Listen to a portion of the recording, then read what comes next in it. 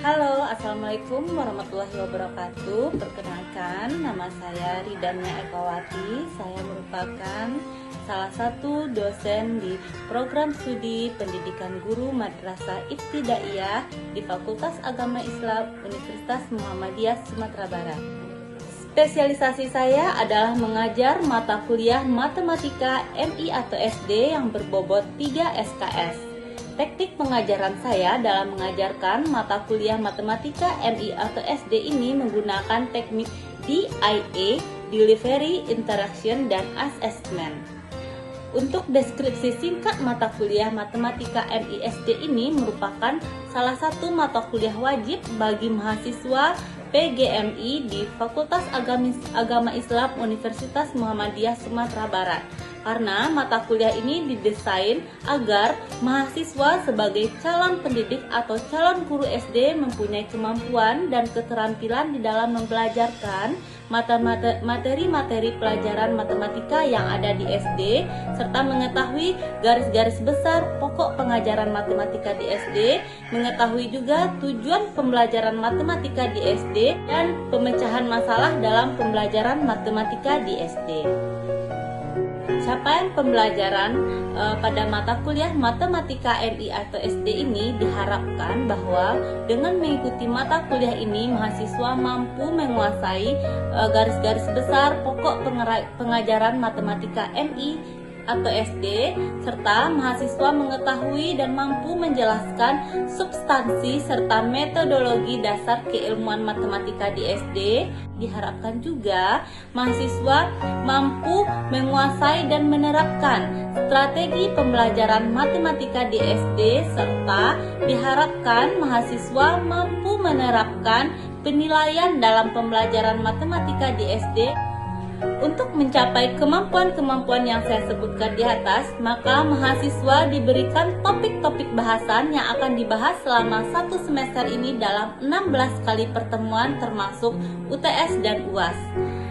Dengan topik-topik sebagai berikut. Yang pertama adalah hakikat peserta didik pada pembelajaran matematika di SD, teori-teori pembelajaran matematika di SD, substansi dan metodologi dasar keilmuan matematika di SD, penilaian pada pembelajaran matematika di SD, sistem bilangan cacah dan operasinya, sistem pecahan dan operasinya, sistem geometri dan pengukuran, sistem pemecahan masalah dan solusinya.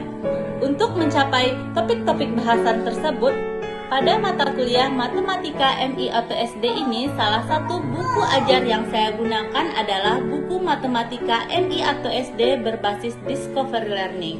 Buku ini merupakan salah satu buku referensi pada mata kuliah Matematika MI atau SD yang digunakan oleh mahasiswa semester 1. Nah, selanjutnya kita masuk pada teknik pengajaran. Teknik pengajaran yang saya gunakan pada mata kuliah Matematika MI atau SD ini menggunakan metode DIA, Delivery, Interaction, dan Assessment. Yang mana delivery adalah bagaimana cara saya menyampaikan perkuliahan kepada mahasiswa. Di antaranya strategi yang saya gunakan adalah Discovery Learning, sehingga dosen hanya sebagai fasilitator saja dan pembelajaran yang terjadi di kelas berpusat langsung kepada mahasiswa. Ketika saya menjelaskan materi perkuliahan tersebut, saya menampilkan studi-studi kasus yang kerap terjadi di lapangan atau permasalahan yang sering terjadi di dalam dunia pendidikan di sekolah dasar. Hal ini tentu akan merangsang pemikiran calon pendidik atau mahasiswa PGMI untuk dapat menemukan solusi pada permasalahan tersebut. Selanjutnya, interaction. Interaction adalah bagaimana cara saya berinteraksi dengan mahasiswa pada mata kuliah Matematika MI atau SD ini. Nah, di dalam perkuliahan di dalam kelas, saya berusaha memancing mahasiswa untuk berpartisipasi aktif di dalam kelas agar terjadinya komunikasi perkuliahan secara dua arah antara dosen dan mahasiswa. Nah, untuk perkuliahan di luar kelas atau di luar jam perkuliahan, setiap mata kuliah yang saya ampu termasuk mata kuliah matematika atau MI atau SD ini, saya menggunakan WhatsApp grup mata kuliah. Jadi di WhatsApp grup tersebut kami berkomunikasi terkait materi perkuliahan matematika MI atau SD. Yang terakhir adalah asesmen. Asesmen adalah bagaimana cara saya melakukan penilaian terhadap mahasiswa. Jadi ada beberapa aspek yang saya nilai. Yang pertama adalah sikap. Sikap di sini saya nilai itu bagaimana cara mahasiswa menyampaikan pendapatnya di dalam diskusi, bertanggung jawab dalam menyelesaikan tugas, aktif dalam memahami diskusi. Selanjutnya pengetahuan, yaitu di sini saya menilai pengetahuan mahasiswa bagaimana cara dia menguasai materi di dalam diskusi, bagaimana dia dalam menyampaikan isi pendapatnya di dalam diskusi, mempresentasikan hasil diskusinya. Kemudian untuk pengetahuan sendiri, saya akan menilai dari ujian tengah semester dan ujian akhir semester. Nah, yang terakhir, aspek yang saya nilai adalah keterampilan. Nah, di keterampilan ini saya melihat bagaimana kreativitas mahasiswa di dalam membuat presentasi dan keterampilan mahasiswa dalam pemecahan masalah. Nah, selanjutnya di awal perkuliahan tentu saya sudah melakukan kontrak perkuliahan dengan mahasiswa. Nah, di sini saya menyampaikan pada kontrak perkuliahan bahwa kehadiran minimal itu adalah 75% dari 16 kali pertemuan secara tatap muka sebagai prasyarat untuk mengikuti UTS dan UAS. Nah, dengan persentase nilai seperti ini. Bobot nilai harian atau sikap itu saya patok 15%. Kemudian untuk tugas mandiri, terstruktur dan kuis itu 15%. Bobot nilai ujian tengah semester 30%, bobot nilai ujian akhir semester 40%. Nah, itulah cara saya dalam melakukan penilaian terhadap mahasiswa pada mata kuliah matematika MI atau SD. Nah, berikut saya tampilkan cara video pengajaran saya di kelas pada materi matematika MI atau SD.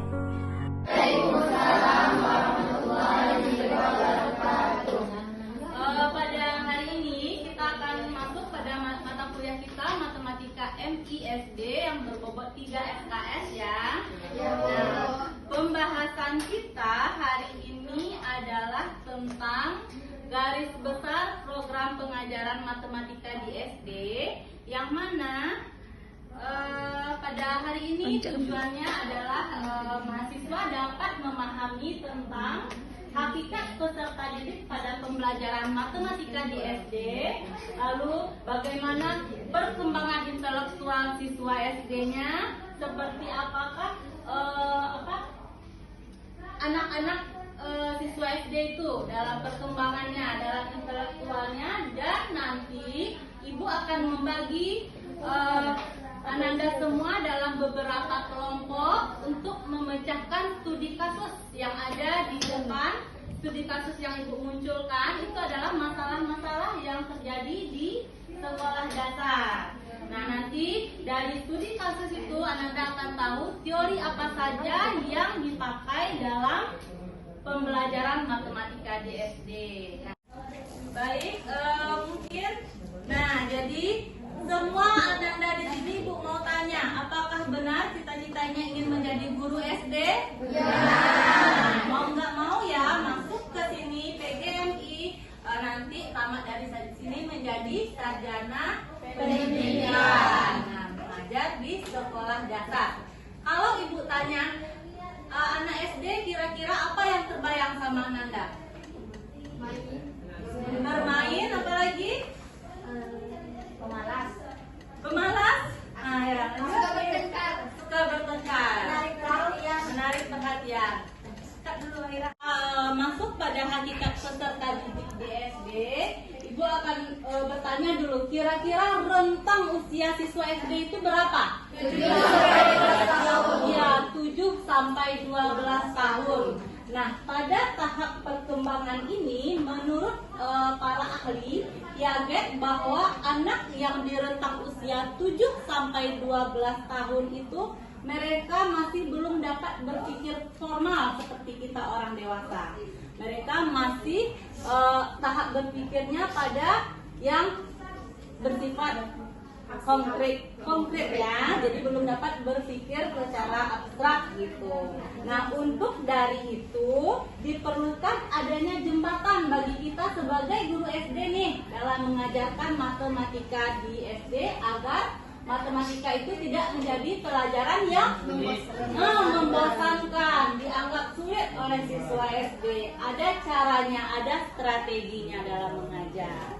Nah, ya, dibutuhkan modal-modal pelajaran, strategi-strategi pembelajaran, dan teori-teori belajar matematika agar matematika lebih menjadi pelajaran yang disukai, yang hidup berkembang.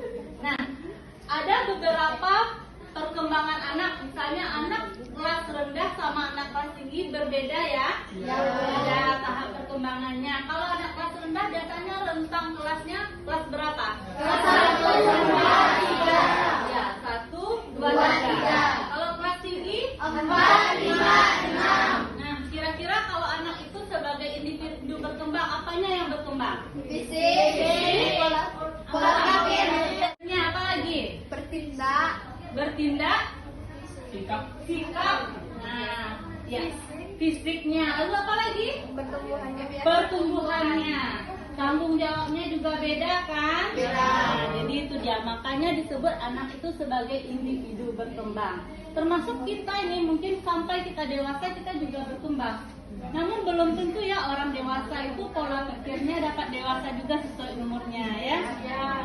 Nah itu dia. Makanya anak sebagai individu berkembang, ada perkembangannya fisik, apalagi cara berpikir, bertindak. Jadi itu ya. Makanya anak disebut sebagai individu yang berkembang. Nah, kita masuk bahwa tentang kesiapan intelektual anak. Ada yang namanya kekekalan bilangan atau banyak. Nah, siswa akan memahami banyak benda itu akan sama walaupun letaknya berbeda gitu ya. Siswa SD nih, mereka dapat mengetahui gambar A sama gambar B ini jumlahnya sama walaupun posisinya berbeda. Mungkin kalau kita tanya anak prasekolah usia 3 tahun, mana yang lebih banyak ini dari ini gitu. Mungkin mereka akan jawab karena mereka masih melihat ini lebih besar gitu ya.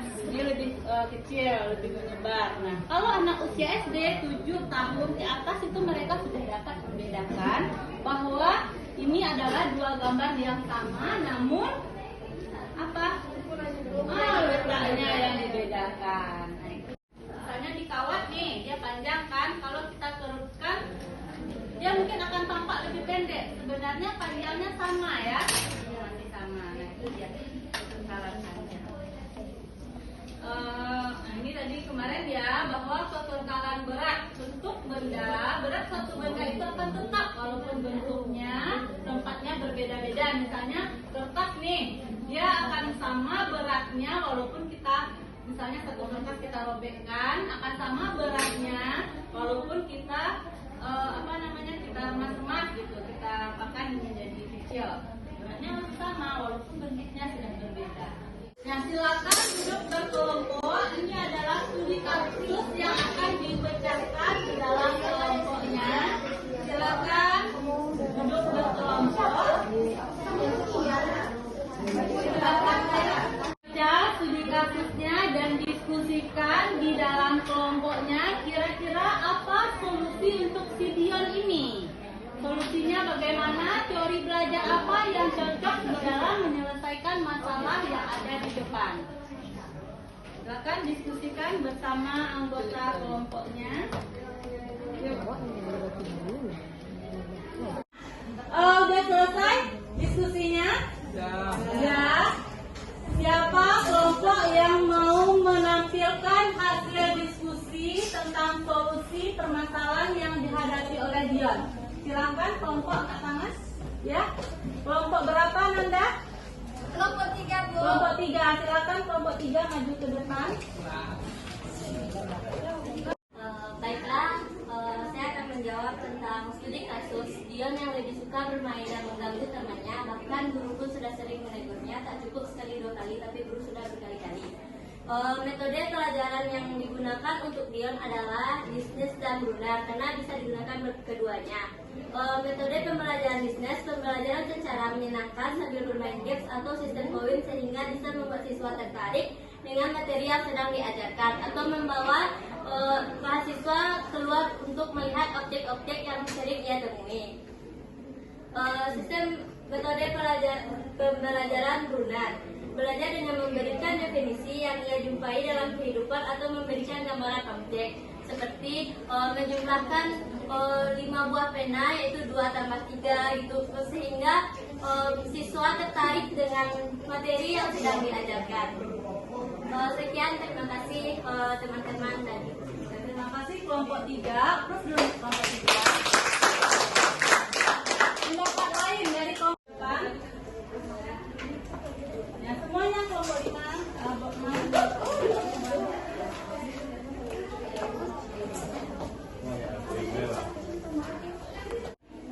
Baiklah, kami dari kelompok 4 akan memberi solusi atau story belajar untuk masalah si Dion. Dion adalah siswa kelas 4 SD yang selalu mendapatkan nilai rendah di kelasnya, tidak hanya pelajaran matematika tapi juga semua pelajaran di kelasnya. Dan juga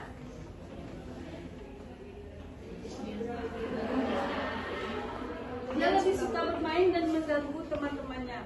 Oleh karena itu, teori yang cocok untuk masalah si Dion atau teori pembelajarannya adalah teori Dines. Karena Dines berpendapat bahwa materi harus dinyatakan dalam berbagai penyajian atau multiple embodiment, sehingga anak-anak dapat bermain dengan bermacam-macam material yang dapat mengembangkan minat anak didik. Dan kembali ke masalah si Dion, mungkin si Dion lebih suka bermain atau ketika gurunya memberi pelajaran seperti memberi kuis atau memberikan sesuatu pembelajaran.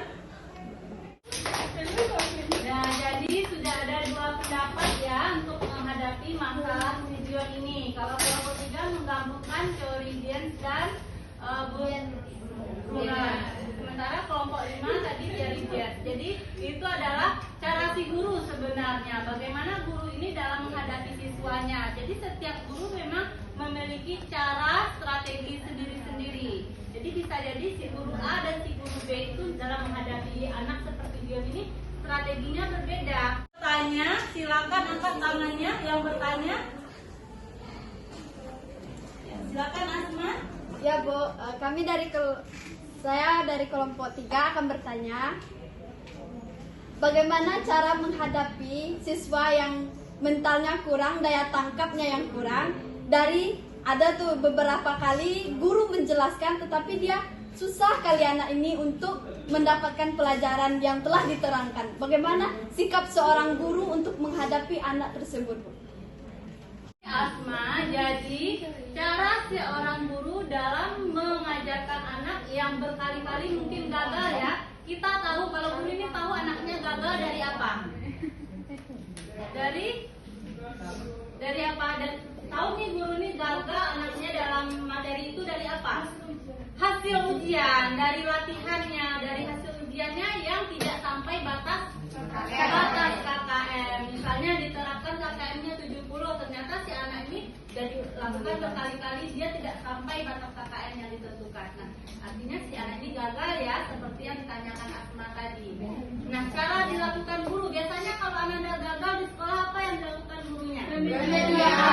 Adanya remedial. Diberikan remedial di luar jam pelajaran sekolah, di luar jam pelajaran. Biasanya itu di hari Sabtu atau di hari Jumat siang gitu ya. Si guru memberikan anak ini pelajaran tambahan, ibaratnya mengulang pelajaran sebelumnya yang gagal itu. Diberikan remedial sampai dia paham, sampai nilainya dapat mencapai batas KKM yang ditentukan. Nah gitu ya Asma. Ya Bu. Silakan yang mau bertanya lagi. Oke, baik. Itulah perkuliahan kita di siang hari ini. Silakan yang bisa menyampaikan kesimpulan perkuliahan kita, angkat tangan. Ya.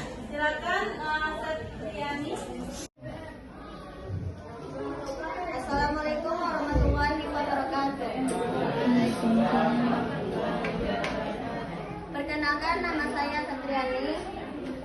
Kesimpulan perkuliahan kita hari ini tentang strategi pendidikan. Yang pertama, anak pada usia SD berada pada rentang umur 7 sampai 12 tahun. Yang kedua, matematika merupakan ilmu dengan objek abstrak. Yang ketiga, dibutuhkannya modal-modal pembelajaran matematika di SD atau SMP. Tadi siang hari ini semoga ada manfaatnya bagi anda semua. Jika ada salah itu